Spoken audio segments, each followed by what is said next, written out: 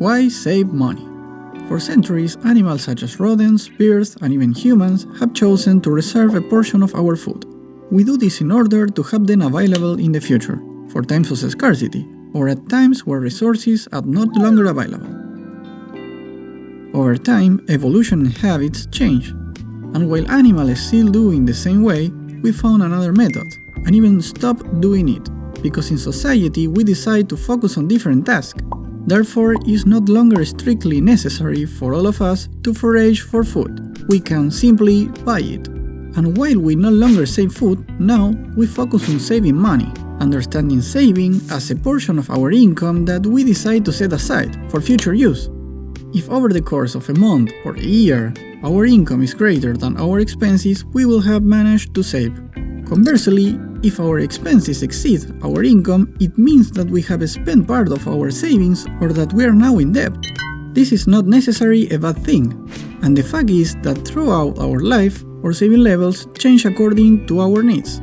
In this graph, you can see how much the average American saves according to his or her age, and they stand out for progressively increasing their savings up to 40% at the age of 50, which then decrease as they get older. In youth, it is likely that we will not be able to save much, since it's a period in which the main thing is the academic training, and the energy is not focused on producing income, whereas in old age, when we have worked enough, it could be a time to retire and enjoy the savings.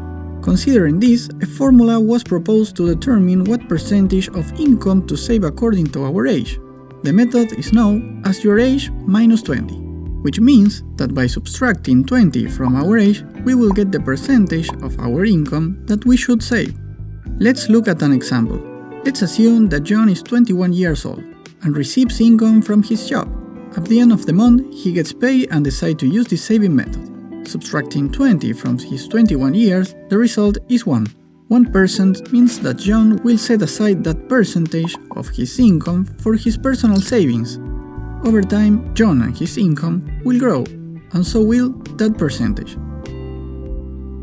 If you are under 20 years old and you want to save money, this method doesn't fit well to your situation. But don't worry, because this can also be adapted by changing 20 by 10. And now, when you are 11 years old, you can save 1% of your income. But in addition to the method, there is something even more important, knowing what we save for. And the fact is that saving can have multiple uses. We could save in a security fund to protect us from financial contingencies or unemployment, to be able to start a personal project without having to ask for a loan. But saving is also especially important for investing, which is why saving is often referred as the basis of wealth, since it gives us the opportunity to make more money with it. Here lies the importance of personal and family savings. Let's see this with a simple example. Let's imagine that we have a saving capacity of $100 per month. Assuming that this will be the case for at least 40 years, we could save a large amount of money.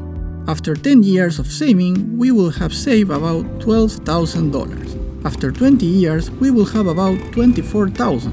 After 30, $36,000, and finally, after 40 years, $48,000. But if instead of only saving it, we decide to invest the same amount of money at the 7% annual rate, the results are much more attractive, since at the end of the same 40 years, we will have about $250,000.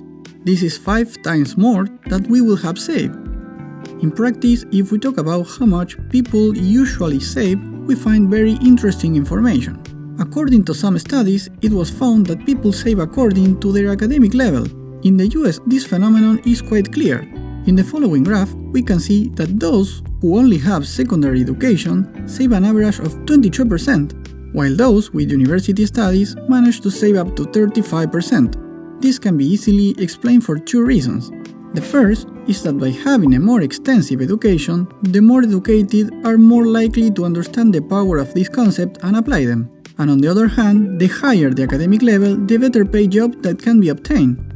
Statistically, those with a higher income are able to save a higher percentage of their income. But these are just statistics, an average of many cases, and our situation may be a case out of the average.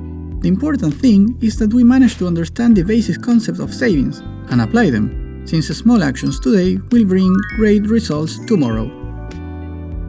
Before we finish, we would like to give you 3 useful tips on saving.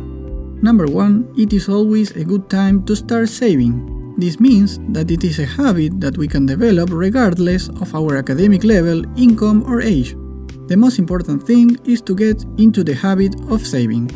At first, our saving might not seem like much, but they will eventually become a considerable amount. In fact, it is a especially important habit for young people, who, despite not having a large income, will increase it over time. Pay yourself first.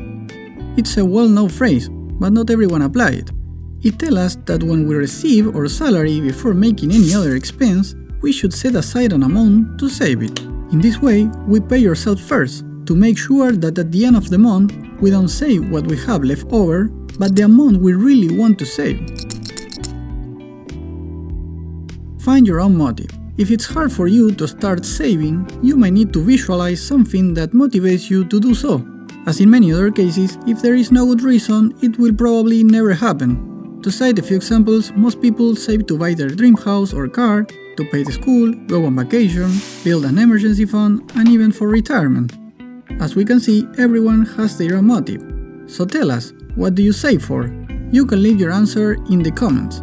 And if you like the video, we invite you to subscribe to the channel and thus continue learning how this financial universe works.